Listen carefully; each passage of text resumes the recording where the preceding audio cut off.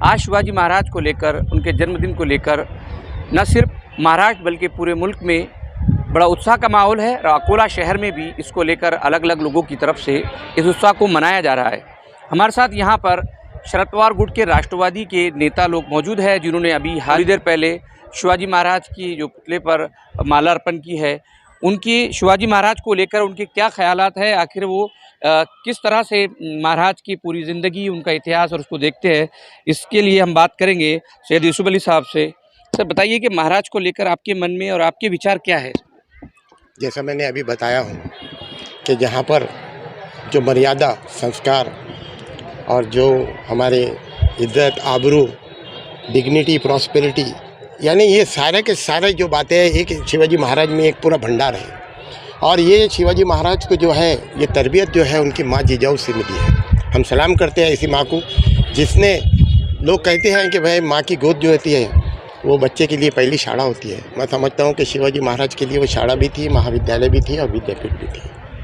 ऐसे अजीम हस्ती हमारे मुल्क में है, हमारे लिए बहुत गर्व की बात है। सर इस मौके पे मैं एक बात आपको पूछना चाहूँगा कि शिवाजी महाराज को लेकर कुछ लोग राजनीति भी करना चाहते हैं, लेकिन मैं देख रहा हूँ कि आप बैसियत एक मुसलमान होने के नाते शिवाजी महाराज से प्रेम और उसका इजहार कर रहे हैं।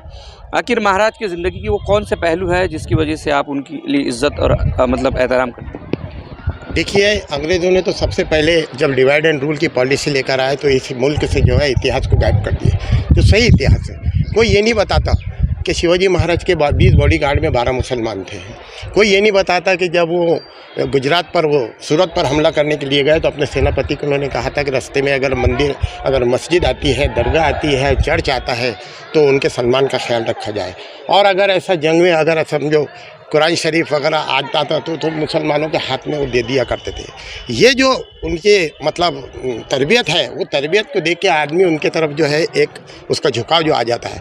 और सही तारीख़ है, हमने इतिहास भी देखे है कि जब उनको इन्फॉर्मेशन मिली कि दुश्मन आपके सामने आ रहा है तो देने वाला भी तो मुसलमान ही था ना। हथियार बना के देने वाले जो हाथ का पंजा है वो भी तो मुसलमान ही थे ना।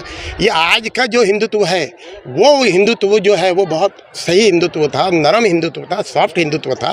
ये तो सिर्फ राजकारण के लिए, हिंदू मुसलमानों को अलग करने के लिए ये हिंदुत्व को एक नया शेप देकर इन्होंने यहाँ पर खड़ा किया। सर आपको नहीं लगता कि महाराज के जो मतलब ज़िंदगी के जो पहलू है, जिसमें सारे समाज, सारे धर्मों के लोगों को एक साथ लेकर चलने की जो बात आप कह रहे हैं, इस तरह की शिक्षा और इस तरह की तालीम को आम करने की ज़रूरत है?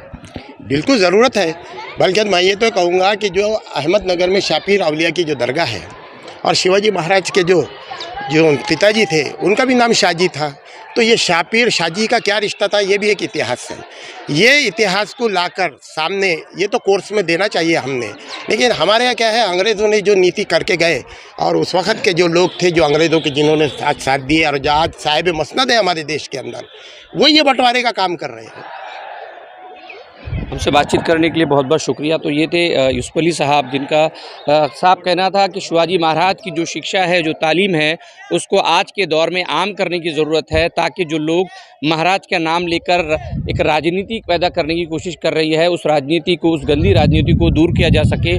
और महाराज की जो तालीम है, वो उनकी जो सिद्धांत है, वो हर किसी के लिए कितने फ़ायदेमंद साबित हो सकते हैं, इसका भी सबूत इससे मिल सकता है। कैमरामैन यूसुफ शेख के साथ विदर्भ संवाद न्यूज़ के लिए रिजवान खान।